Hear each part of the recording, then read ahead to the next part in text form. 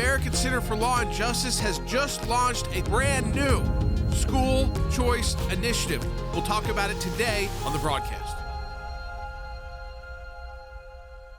We are very excited to announce a new ACLJ initiative, a new ACLJ program. It's one we've worked on for years, decades at the ACLJ, which is school choice cases at the Supreme Court and in the courts. In fact, I'm holding a brief right now that we filed at a case that is pending before the U.S. Supreme Court right now on school choice. It's the Espinoza case. We should get a decision on that very soon from the Supreme Court. We filed in this case. So again, it's not something we are just brand new to.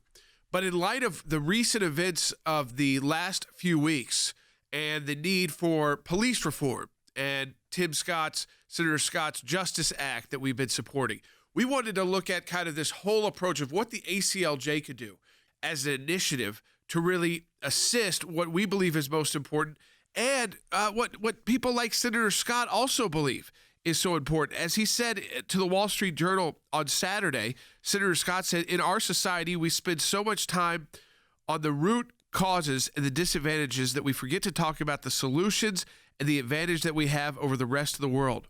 Advancement, he believes, comes through education.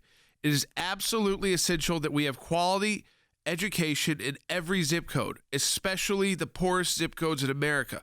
That is the path forward. So you don't just immediately address like the police reform problem, though you certainly address that, but you have to look at the bigger issues as well. Let me go to Than Bennett in Washington, D.C., because Than, this is an initiative from the ACLJ we're all very excited about because it's about these justice and equality issues that have been so debated and discussed that people have gotten excited about over and having these conversations over the past few weeks. But we wanted to say, hey, what could we do substantively at the ACLJ? And this is something we could do substantively.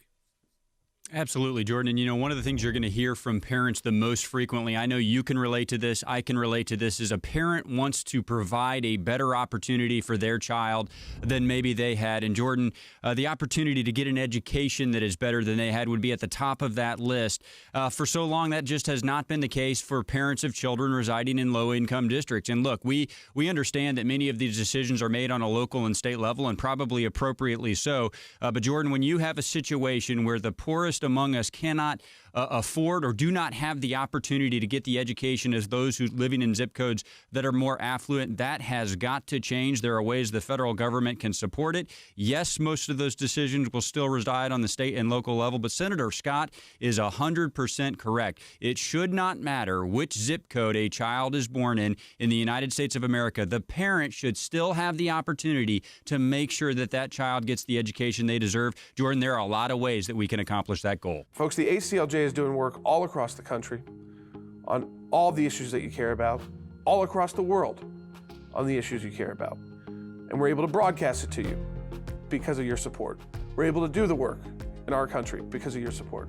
We're able to do the work internationally because of your financial support. And this is a great time to make a financial contribution to the ACLJ because it's a matching challenge month. What does that mean? We have a group of donors ready to match every donation that comes into the ACLJ right now at aclj.org. You're literally doubling the impact of your donation. Your $25 donation, that's what you're charged on your credit card. That's like $50 for us to ACLJ. No amount too small, no amount too big. It all makes a huge impact. Go to aclj.org, be part of our matching challenge, and donate today.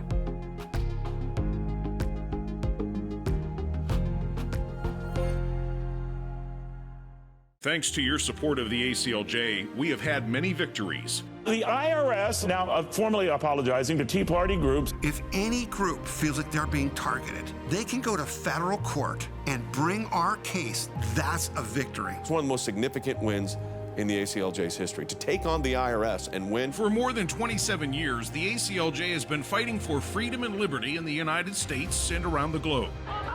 These are young people in their 20s and 30s that are doing this. They're fighting for life at a whole new level to beat back the abortion juggernaut. But I actually think we're winning this. This is one of the social issues we're winning. The release of Andrew Brunson. We're flying and they finally left Turkish airspace.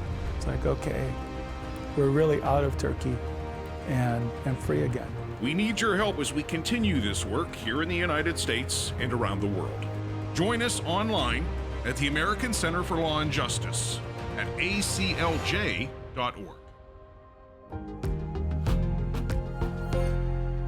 Folks, welcome back to Jay Sekulow Live. This is Jordan Sekulow. If you're just joining us, let me just say we are very excited to announce the brand new school choice initiative from the American Center for Law and Justice. The initial blog announcing this by Harry Hutchinson, it's called Advancing Justice by Expanding School Choice. Harry is joining us now. You know, Harry, he is frequently on the broadcast, also kind of oversees our law and policy team as a senior attorney, former law professor as well. Harry, great to have you on the broadcast today. Well, thanks, Jordan. It's my pleasure to be with you. And I would say, first off, that it is high time to make public school leaders and heads of teachers' unions uncomfortable by unleashing real justice in the form of school choice. While the world has become convulsed by focusing on removing monuments, let's build a monumental movement that delivers accountability, improved educational performance, improved safety for first and second graders through school choice. As I've said before, it is time for affirmative action for public school children rather than focusing on whether, for instance, Yale University, named after a famed slave trader, changes its name to something more politically correct. It is time to move beyond symbols and symbolic reform to advance school choice. And if not now, when? If not us, who? Harry, you wrote the blog having, and this is a great blog for people to go through so they can get educated about what we're talking about doing.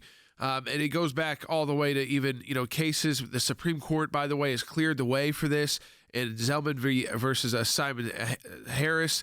It was out of Cleveland, and that case, again, it was about an initiative that Cleveland had, and these scholarships provided by the city, 96% of which were used for children to attend religious schools. And the court found, they did this full review, Harry, of Cleveland's public school system, said it was among the worst performing schools in the nation, failed to meet any of the 18 state standards for minimal acceptable performance, and more than 2/3 of high school students either dropped or failed out before graduation. So it was Chief Justice Rehnquist at the time and the Supreme Court that held that this was a constitutional program. So at the federal level, at the Supreme Court level, there has been a kind of clearing the way, Harry, for states to adopt aggressive school choice policies. I think you're absolutely correct, but it's also very, very important to keep in mind that progressive leaders, including leaders of teachers' unions, are aggressively pushing back in state after state, despite the success story of school choice throughout the United States. Today, there are 65 private school choice options operating in 29 states, including Washington, D.C. and Puerto Rico.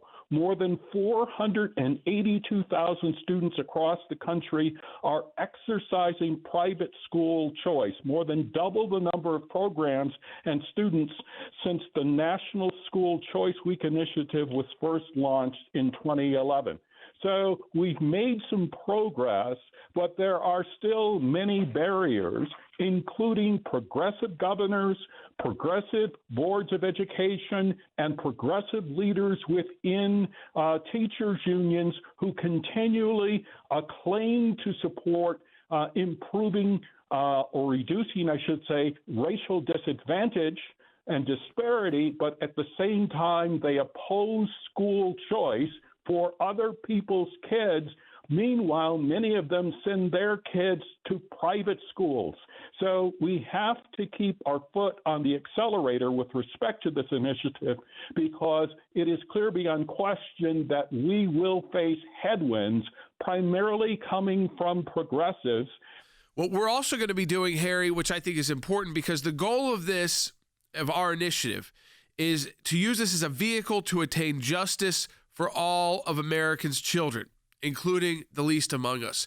With the debates that have been raging across the country over the past few weeks, and the police reform, which we support through Senator Scott and that reform, the Justice Act. But even Harry, Senator Scott said, the key is really education, getting the poorest kids access to the best education, and middle class kids as well, whose parents may not normally be able to afford a private school, whether it's a private school, religious private school, or a charter school, or just a different public school.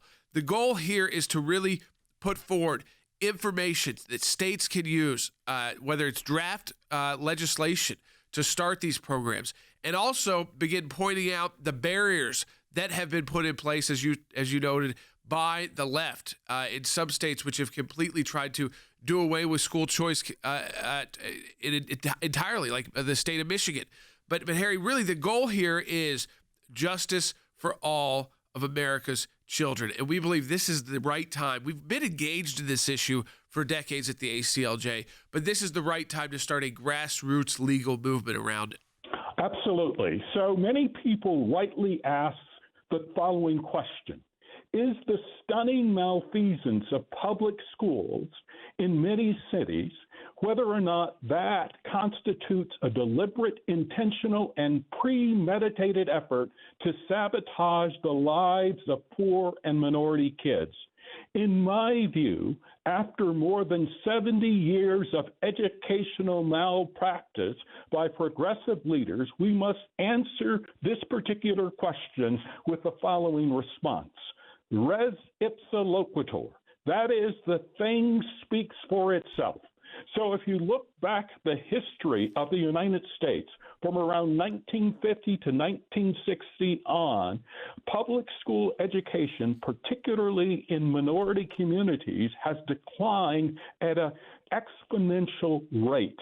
And it is why we are now pushing school choice, because we need to put pressure on public schools by providing competition, by making public school leaders more accountable to the individuals who live in every single zip code in America. And so I think that's why it's really important for our listeners to engage with us as we launch the ACLJ School Choice Initiative. But Harry, the truth is, as you pointed out, it's less than the majority of states in the country don't really have these programs. Absolutely. And these programs are not available to a majority of students, even in states that have these programs. So it's very, very imperative to expand access to these choice programs. And so if you actually look back at history, public schools used to be accountable to the communities they serve.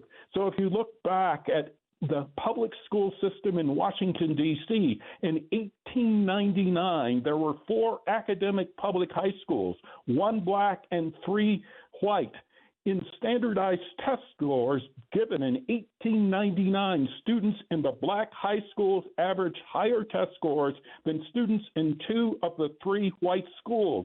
This pattern prevailed until 1955, but things have changed, and that's why we need school choice now. Folks, the ACLJ is doing work all across the country on all the issues that you care about, all across the world on the issues you care about. And we're able to broadcast it to you because of your support. We're able to do the work in our country because of your support. We're able to do the work internationally because of your financial support. No amount too small, no amount too big. It all makes a huge impact. Go to aclj.org and donate today.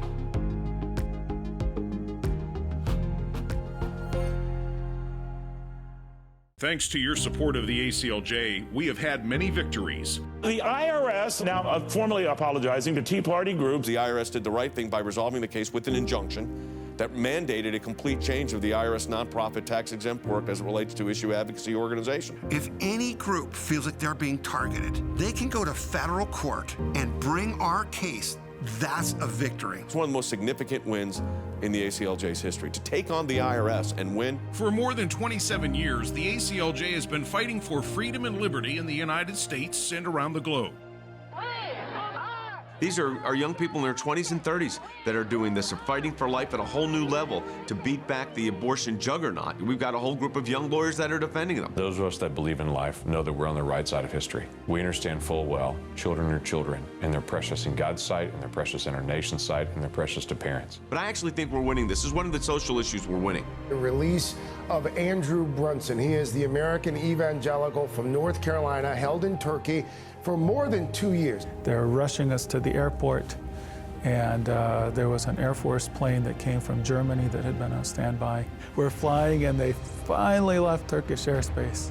It's like, okay, now we're really out of Turkey and free again.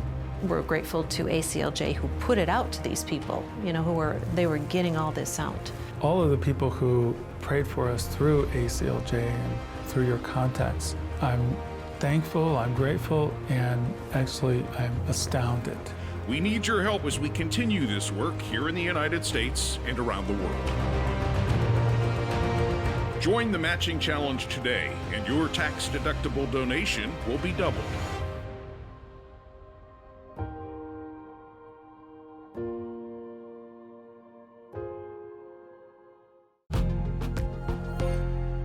Hey, welcome back to Jay Sekulow Live. So the ACLJ launching our brand new school choice initiative, and we're talking to Harry Hutchinson right now. Than Bennett, of course, on the broadcast with us. Harry, I want to play Speaker Nancy Pelosi because I think this is important for everybody listening right now to share this information with your friends and family about this school choice initiative.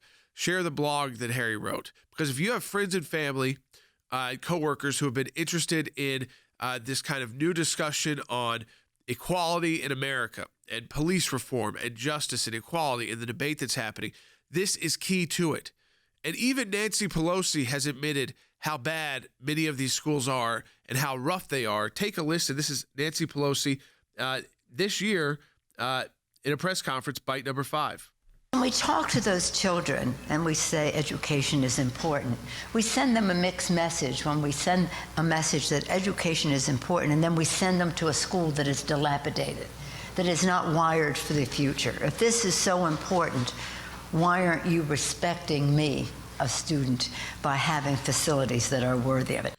Now, I want to go right to Harry Hutchinson because, Harry, what I'm sure Nancy Pelosi would not agree with our positions on this because she would want just more money to prop up these public schools. But as you point out in your new blog on this, Advancing Justice by Expanding School Choice, over the past 50 years, funding increases have culminated in the U.S., leading the world in per capita education expenditures. And yet Nancy Pelosi still talks about the dilapidated public schools in America. Absolutely. So one of the clear things to keep in mind is that when we talk about increasing funding for public education in America, generally that means increasing funding for administrative staff and administrators rather than delivering funding and increased performance in the classroom. All Americans have a stake in improving education in the United States, and to be clear, this festering wound caused by underperforming schools endures despite, as you point out, Jordan, significant funding increases for public education throughout the nation. But it's important to keep in mind that notwithstanding the fact that per capita expenditures on education in the United States exceed every single country in the world, our performance lags in part because there's a negative correlation between increasing public school funding and actual performance because we are not focused on students.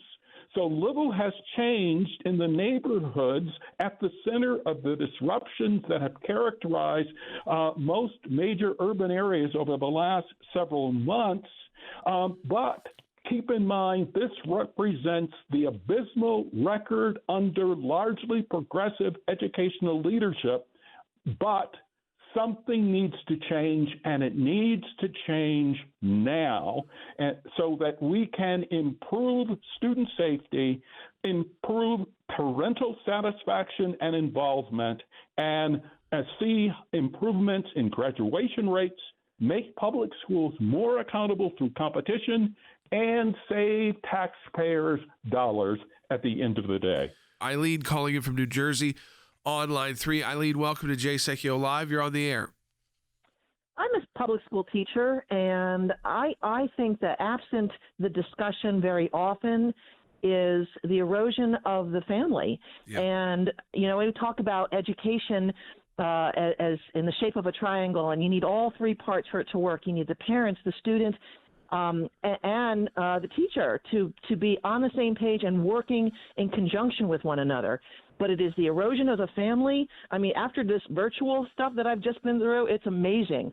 I ended up working one-on-one with several of the students because they didn't have the support at home to do it. I was on the computer for hours. And right now, it just was on my heart to do it. I'm tutoring a student free of charge. I'm having a book club with other students during the summer months. So I think it is the erosion of the family and the lack of parental support, a disdain for authority, a turning away from faith and mass, all of this. So when you talk about failing schools, please don't just say that it's the teachers and the administrators, please. Yeah. No, and I think when we say teachers, I think specific, Harry and Eileen, I really appreciate your call and your insight. I think, one, you're an example of one of those great teachers out there who is, and I'm not saying there's not a lot of great public school teachers who are trying their best, doing everything they can possible with this difficult time, like trying to do the online classes with students who didn't even have the technological resources to do it, and then don't have the parental support. But Harry, really what's important to this is that when we talk about teachers, we're talking about teachers' unions trying to prevent this specifically. Absolutely. So I think the caller is precisely correct in her analysis, and that family, for instance, is an important factor in education. And certainly that was true in terms of my history and my success with respect to education. But it's also important to keep in mind that school choice tends to increase parental satisfaction and involvement. Yeah. Most parents who exercise school choice report that they are highly satisfied with their child's chosen school. For instance, in Arizona, more than 70% of respondents with children who used the state's educational savings account option were very satisfied. The same thing is generally true for parents in the DC Opportunity Scholarship program. The parents reported being more satisfied and more involved with their children's education. So I think the caller is certainly onto something that Daniel Patrick Moynihan pointed out in 1965, but it's also important, again, to lay blame at progressive leaders for at least part of the problem associated with the disintegration of the American family. This has been part and parcel, I think, of a deliberate program initiated by progressive leaders going back to the 1960s that has seen the disintegration of the family. So the disintegration of the family, the disintegration of performance with respect to public schools in America are definitely linked. But right now, we can do something at least about improving educational performance through school choice. And Thad, I mean, you point out, too, that the idea that when you take away any choice from parents, that basically your kids are, for most parents out there who can't afford private schools, so the only option is public schools, they're also much more disinterested. They think that the school then should just handle all of it and handle everything. Yeah, I love Eileen's call, Jordan, because look, for so long the government has told parents you have no role in your child's education, and so parents have taken the message by stepping back. Eileen is absolutely correct that parents need to step back forward, but Jordan, public policy has a role in that. Public policy needs to return some of that authority to the parents so that they actually have a choice to make when they decide to engage for their child's education. Libna calling in from New York on line 3. Libna, thanks for holding on. You're on the air. Thank you so much for this initiative. I am a veteran teacher in New York City, and this is an answer to prayer. Earlier, you were talking about how the unions oppose school choice. I can tell you as a public school teacher in New York City, that is absolutely true. What we constantly hear from the union is that if there is more school choice and parents have the options to send their kids to more charter schools, we will end up teaching the bottom of the barrel kids. Yeah. However, do you think though, why would those parents whose kids are struggling the most not also decide to send their kids to schools that were more helpful, maybe with kids who had learning disabilities or needed more attention? In the public school system in New York City, what we find is that we do get kids back from the charter schools. It's a trend that kind of happens if they are unable to per se meet their special needs, and maybe the public school system has a program that is more in tune with their needs. However, the biggest problem in general is this overpopulation. The class size is overwhelming, and if parents had more of that school choice, that would actually reduce class size in our needy public schools, and perhaps we could hone in and focus more on the needs of the population that we serve. Right there is that, you're, as a public school teacher, you're saying, listen, that if we had more school choice, we'd be able to focus more on the kids who we might have the unique specialized programs for, that maybe the charter schools or the more, these schools for like advanced placement schools, those kind of things are not best for, but we need to be able to work. And so it would actually give you, and this is important, public schools would have greater flexibility to tailor their classes to the students most in need of this, because they have so many resources at those public schools. But when they are overrun with students, those resources go very quickly, and so they can't tailor the programs to those who need it the most. I actually think the point the caller's making, Jordan, is one of the strongest reasons to advocate for school choice. Look, there's a huge pot of money that already comes out of the federal government for these purposes, about $68 billion. And Jordan, by the way, $23 billion comes out of Title I, which is supposed to help these specific low-income schools. But they're so layered down by mandates, they don't end up giving the flexibility that the caller's talking about. It's why one of the things that we're looking at supporting, Jordan, is a piece of legislation called the A+ Act, sponsored by Senator Daines and Congressman Walker, which would basically take that $23 billion and allow states to retailor it to the kind of flexibility that the caller is talking about. You do need to maybe reduce class size. You do need to think about other ways to service those communities and creating a marketplace for new schools. Jordan, how much freedom could that $23 billion, if you allowed a state to get out of the mandates and say, this is our strategy, we're going to apply it to that, it would go a long way. Folks, the ACLJ is doing work all across the country on all the issues that you care about, all across the world on the issues you care about. And we're able to broadcast it to you because of your support. We're able to do the work in our country because of your support. We're able to do the work internationally because of your financial support. And this is a great time to make a financial contribution to the ACLJ because it's a matching challenge month. What does that mean? We have a group of donors ready to match every donation that comes into the ACLJ right now at aclj.org. You're literally doubling the impact of your donation. Your $25 donation, that's what you're charged on your credit card, but that's like $50 for us to ACLJ. No amount too small, no amount too big. It all makes a huge impact. Go to aclj.org, be part of our matching challenge, and donate today.